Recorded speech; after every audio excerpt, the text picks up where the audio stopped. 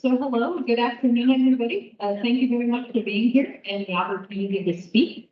Again, my name is Clair Keene, and I'm the small grain and corn extension agronomist at NDSU. Prior to that, I was out at the Williston Research Extension Center for about 6 years as the extension agronomist out there. So I'm happy to be in Fargo the past 2 years and enjoying the new role. And as Scott mentioned, so the title of this talk is When Does Water Matter Most? Trying to make sense of corn and wheat yields in a drought year. And really the context for this talk is over about the past 4 years or so, as we've had some severe to moderate drought conditions across the state. We still have those fields, those farms that have surprisingly good yields. And so I wanted to take a little time and talk about why might that be, and do a little bit of a dive into some crop physiology, and hopefully improve our understanding of one of those really critical periods for the crop to get that water to help meet its yield potential. So starting off with spring wheat. The take-home message with spring wheat is that early season moisture is critical. If there's one thing from this talk about wheat to remember, it's that. So spring wheat being a cool season crop, it does a lot of its very important yield component development right away in the season. And so having enough moisture present at germination, emergence, and those early vegetative stages is really critical. So the tillers are initiated at that 2 to 3 week stage. So our first or primary tiller is initiated at about 2.5 leaves, and the second tiller is initiated at about 3.5 leaves. So before wheat gets 4 leaves, those tillers are initiated. And most of the time in North Dakota, our primary yield contributing parts of the wheat plant are the main stem, tiller 1 and tiller 2. And now many wheat varieties have the capacity to produce a third, a fourth, maybe even a fifth primary tiller. And then if conditions are really good, meaning cool temps, so below 70 degrees Fahrenheit, abundant moisture, you could even have secondary tiller development. And those would be tillers that emerge from those tillers rather than the main stem. But again, most of the time, our yield is going to come from the main stem, tiller 1 and tiller 2. And they're initiated very early in wheat development. And typically, we fortunately haven't had many years in North Dakota where those primary tillers fail to develop. It is possible, certainly in 2021, where folks were planting in the dry conditions, central and western parts of the state where it's just dry from the get-go and it got drier and hotter.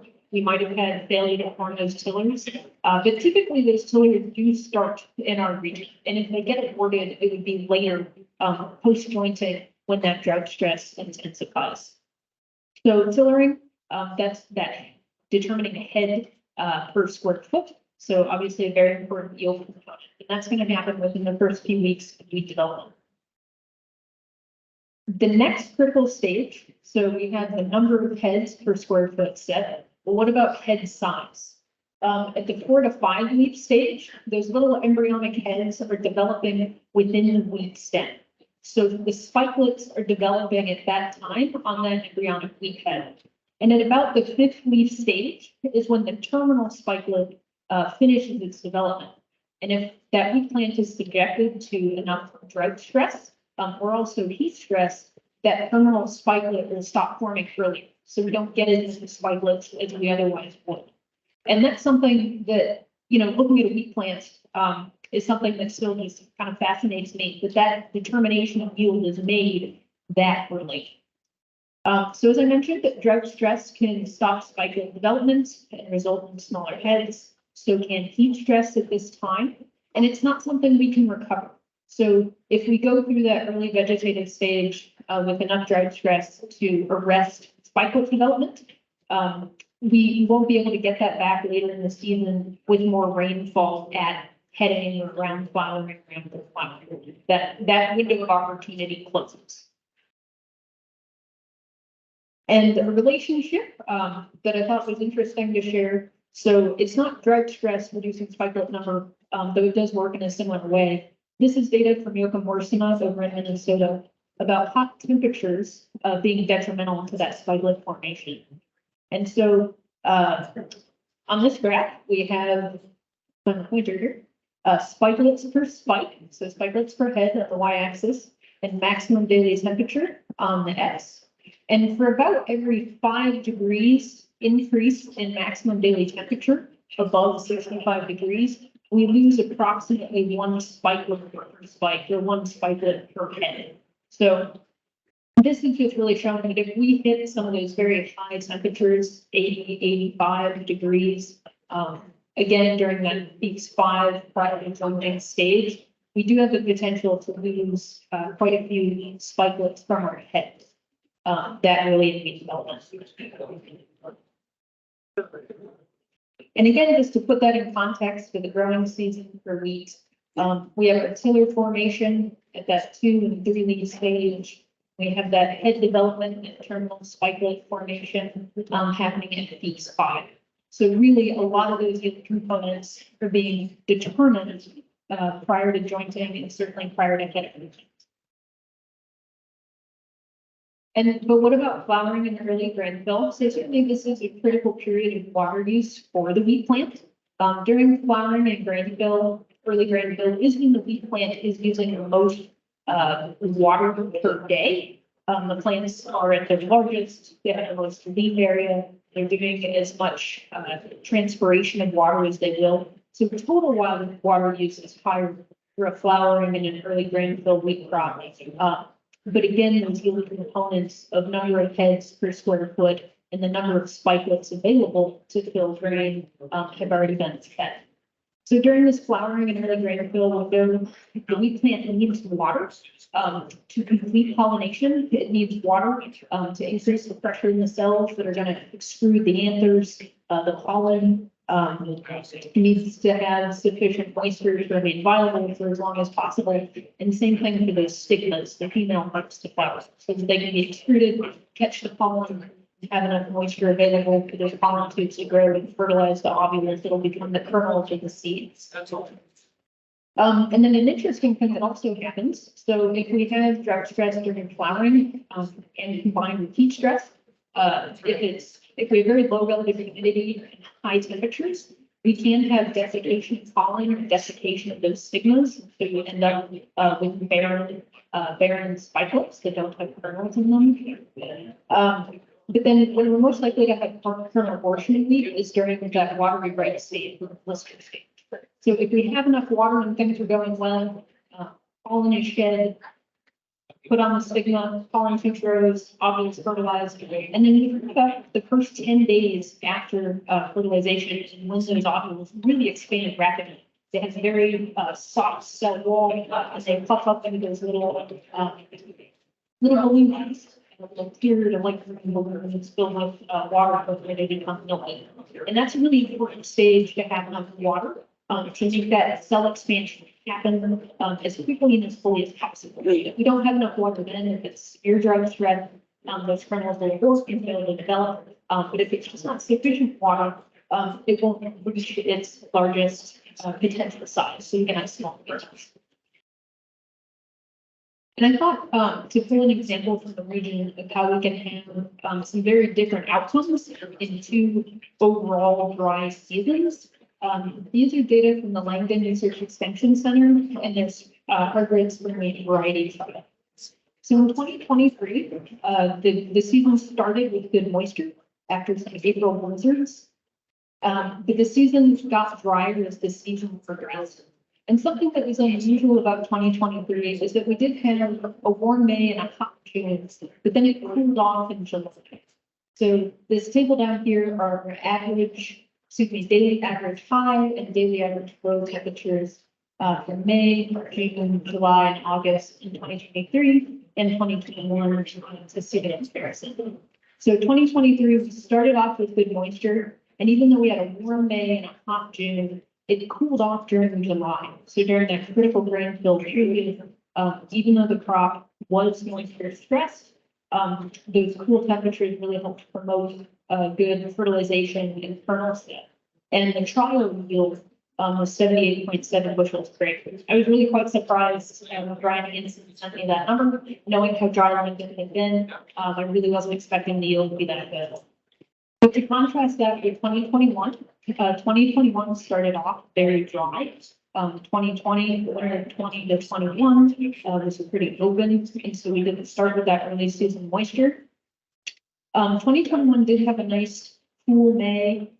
June was warm, July was hot, and then the August were pretty similar. So that difference between early season moisture being present in 2023 and not in 2021, and also that added unusual advantage of cool July in 2023 that 2021 did not have, really showed up in the yields. And the average trial, the average yield of the whole trial was 24.1 with so quite a difference. And then to put a graph to that, this is data from my predecessor, Dr. Joel Ransom, collected over a decade ago now. But he was looking at available soil water at planting versus final yield in spring. And as you can see, there's a very tight relationship there of approximately 5.3 bushels per acre per inch achieved with that starting moisture. So again, spring wheat yield is really influenced by that early season soil moisture. And if we have carryover from the previous year, due to perhaps wheat following, following a short season and low water use crop, like a pulse, like tree or lentils, or other small grain like barley or wheat, that carryover water can really do a lot to get a wheat crop through the season. And so to shift gears and get to corn. So corn is a very different crop than wheat. It's a warm season grass. It's a highly water use efficient crop, but it is overall a very high water use. And so, whereas wheat is very susceptible to drought stress early in the season, corn is most susceptible to drought stress mid-season, so pollination. So in corn, the most critical period for water is in the 2 weeks before tasseling and silking, and then 2 weeks immediately after. Then in terms of impacts on yield, corn is also susceptible to yield loss for drought stress during grain fields, but it's actually much less impacted by drought stress during early vegetation. So a very different profile of when the crop needs water. And so I thought it would be perhaps useful to look at what is the impact of drought stress at these critical stages. And so that's what the next couple of slides are.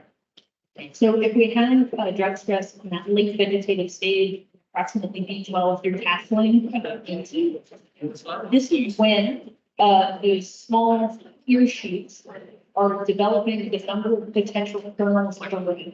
So this is when the ovules grow or forming, and that potential period length is being set. So if we have drought stressful conditions in that late vegetative stage pre-tasseling, we can lose ear length, which negatively impacts yield as it reduces the number of kernels per pod, potentially very significantly, as shown in this picture. These underdeveloped ears are called nubbins, they're called ear beans, they're short, stout. But what's happening is that during drought stress, prior to tasseling periods, the number of ovules developing along the pod has been truncated. Just like the wheat, that terminal spikelette development stops earlier than it normally would. In this case, that ovule development along the pod stops earlier than it had intended. So that's quite detrimental to units. Another thing that can happen is that if we have drought stress from that tasseling stage to the silking, is that we can end up with a lack of synchrony or asynchrony between the timing of pollen shed and the silk extrusion from the ear. And so that's very detrimental, because if we don't have viable pollen available to fertilize viable silks, then we don't get kernels, and we can have ear barrenness. And so that's clearly very detrimental to yield. If we don't have kernels, we don't have yield. And so that, again, that lag can really be induced if we have drought conditions prior to silk emergence and after tasseling is started. And what can also happen is that if that pollen shed is starting earlier than the silks are out, we might run out of pollen by the time all of the silks have emerged.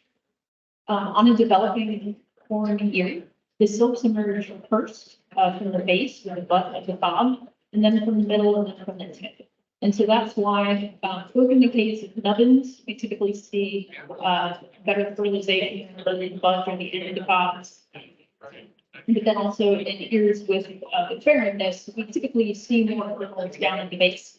And that's because these silks were the first to emerge, so they were able to get that pollen, whereas by the time the tip silks emerge, we might have run out of pollen, where if this hot and dry conditions persisted long enough, we might have been physically desiccating those silks to the point that they're no longer able to allow the pollen to fertilize them. So then moving on into early grain fill. So if we have drought conditions, if we get fertilization of those ovules, but then we have drought stress during the blister stages, we can have kernel abortion. So these ovules got fertilized, but then the plant runs out of water to keep that kernel developing. And that's commonly witnessed as tip dieback. So that's a pretty common thing, to some degree, but it can be quite extreme to reduce kernel number and pod size significantly if we have intense drought stress. And again, this happens because these silks that appear are the first to come out and most likely to get pollinated. They're the ones that take last. And so so if they didn't get pollinated, but they did get pollinated, the kernels down at the base, the plant prioritizes getting those to maturity over the ones to tip, and see the tips to fertilize. And we can have, and we can have in drought years, occurrence of both failure to get pollinated and aborted kernels on the same year. And in fact, that's actually really common. If you look closely at those periods with severe tip dieback, you'll usually see a mixture of ovules that's never fertilized, so little tiny round structures that are white to red to brown, depending on when you pick the ear and look at it. These were never fertilized. Whereas the ones that got fertilized, the plant ran out of water to keep them developing, for a small shriveled kernel and white or light yellow. Then as we move into later granular stages, if that drought stress continues during milk stage, so if the kernel made it through blisters, we didn't grow, but we had stress during milk, we can have decreased kernel size. The plant just doesn't have enough water to keep putting starch into those kernels and keeping them growing to their maximum size. If we have drought stress during the very dense stages, then that typically most negatively affects testing. So we can end up with lightweight grain with drought stress in those later grain stages. So milk, so during the tackling, silking, blister is when we lose kernels, but then milk through dense is when we're losing the size of those kernels and testing. And then it's that order of her after the plant reaches physiological maturity, the black layer. We don't lose yield of that because the plant has already shut off translocating nutrients to the kernels. And then finally, so vegetative growth. So again, this is a contrast of a wheat where early vegetative stages of wheat are very susceptible to drought stress.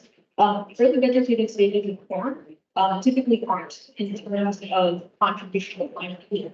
Corn is actually quite resilient to drought stress up through about B12. If we have intense drought stress of B6, B7, that can reduce the number of rows of kernels around the pod. But that typically doesn't happen. It can happen, but it's not that. And then even if it does, so say we have drought stress B6, B7, we lose a couple of rows. If we have an adequate moisture later in that late vegetative stage of detasseling, you can recover a lot of that yield with a warmer year.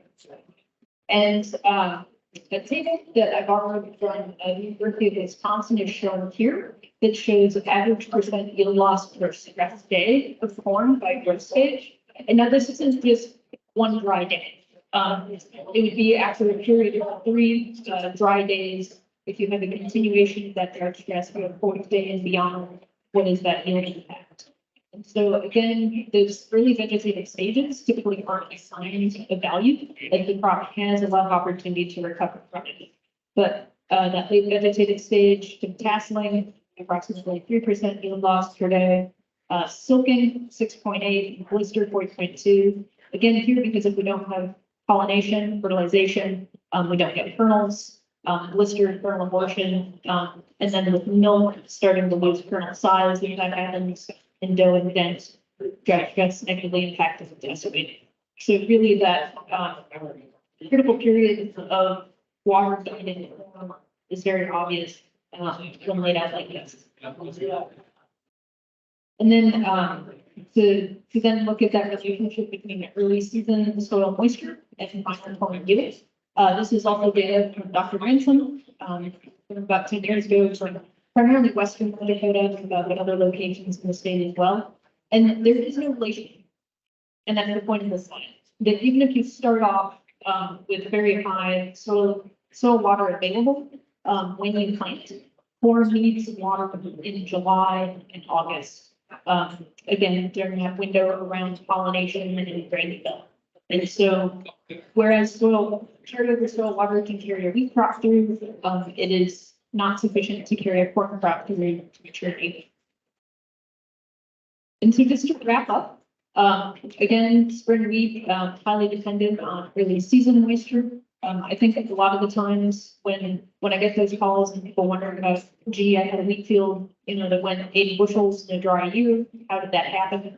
My first question is typically, what was the previous crop? We don't tend to see that after planting that wheat after corn or sugar beet or soybean or a late season crop that was using water throughout the year. Whereas if that wheat was following barley or pea or lentil or another short season crop, that carryover can make a big difference, especially in a year like 2023, where, especially in the central and northeast part of the state, we got dry, but we generally had a pretty snowy winter and we had carryover water to get us through. Corn yield, again, not to be the dead horse, but highly dependent on what happens in the 2 weeks before and 2 weeks after pollination. And then looking ahead, if we're thinking about planting decisions for 2024, I think especially in the regions where we haven't had any soil moisture recharge, small grains or other low water use crops like pulses would be a lower risk option going into next year with the predicted drier open winter that we're in.